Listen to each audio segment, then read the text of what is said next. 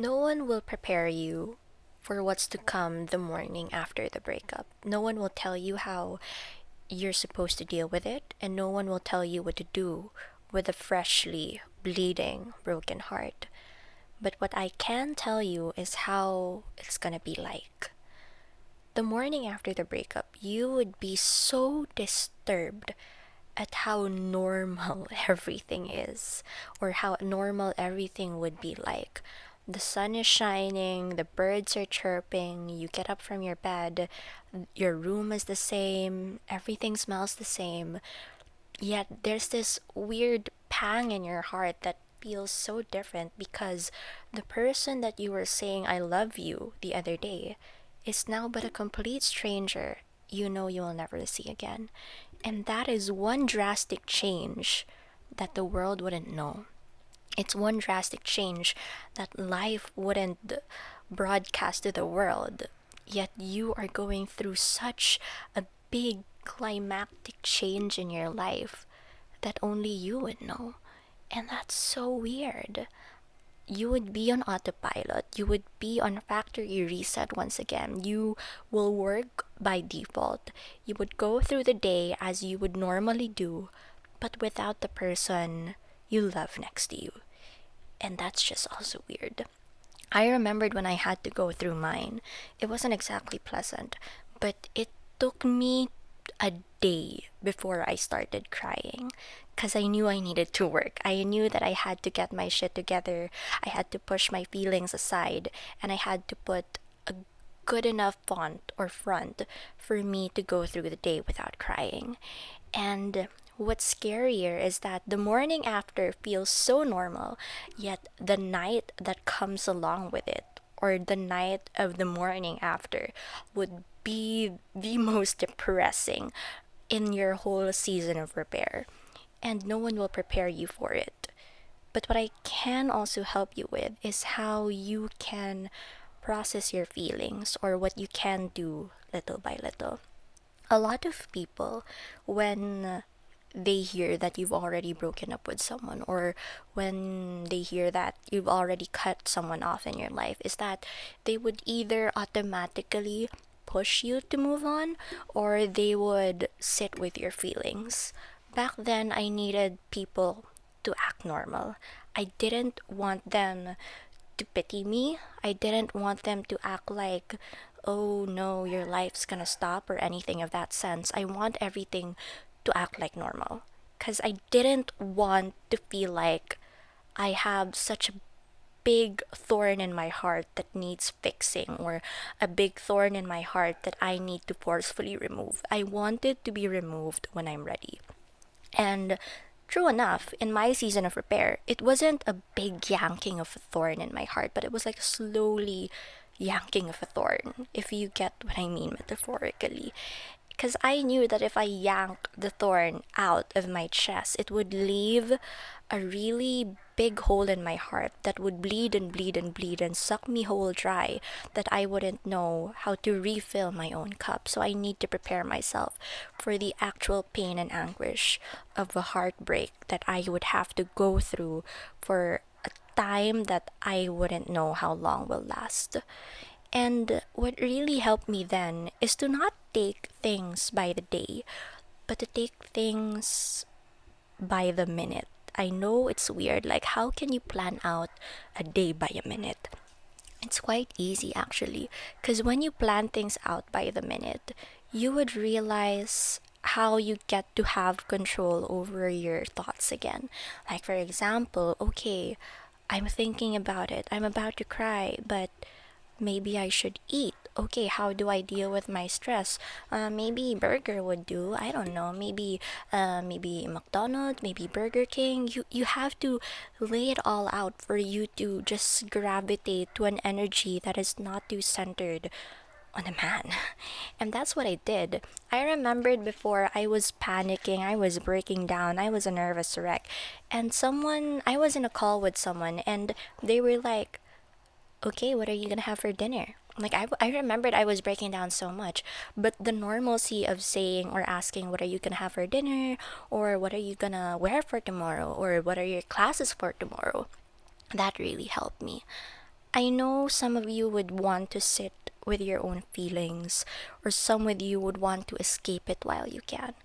And here's the thing, I wouldn't stop you from doing what you want to do.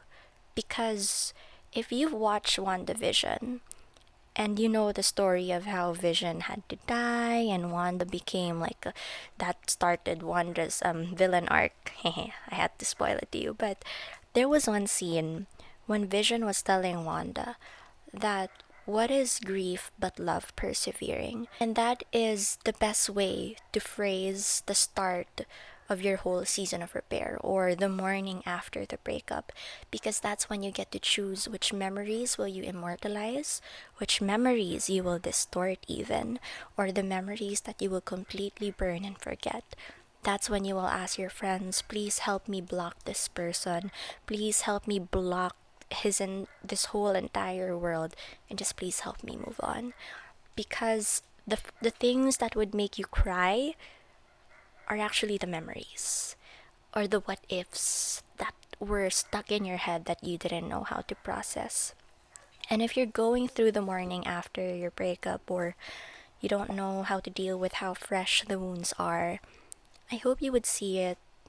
I'm not gonna make you sound like you have to be a complete optimist, okay?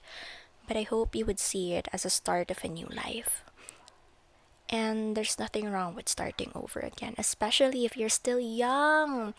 The fact that you're young and it's already happening means that you could have better choices, you could make better friends, you could make better memories with someone who will actually love you for who you are. There's no need for you to beg anymore.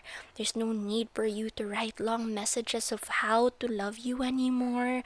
There's no need for you to make a freaking PowerPoint explaining how to love you and how to stop hurting you. You don't need to do those anymore. Because if anything, your season of healing will tell you and remind you that love is supposed to be easy. Love isn't just a simple buts or fillers that happens in your life, but it's life in general. And if it's meant for you, it will find you. And right now, the person who is meant to find you will have more space in your heart rather than a complete loser who doesn't know how to love you for who you are. And I just hope you know that the morning after is just a morning after. There would be another day the next day, and the day after that, and the night would become more and more pleasant as it goes. You just have to hang in there. Have an accountability partner, have your dogs around you, tas magugulat ka na lang na it's already been what?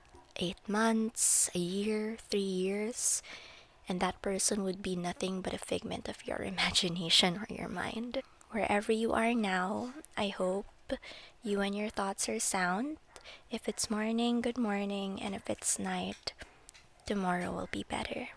Hey, this is your online at the river. Thanks for tuning in. I'll see you in the next one. Bye!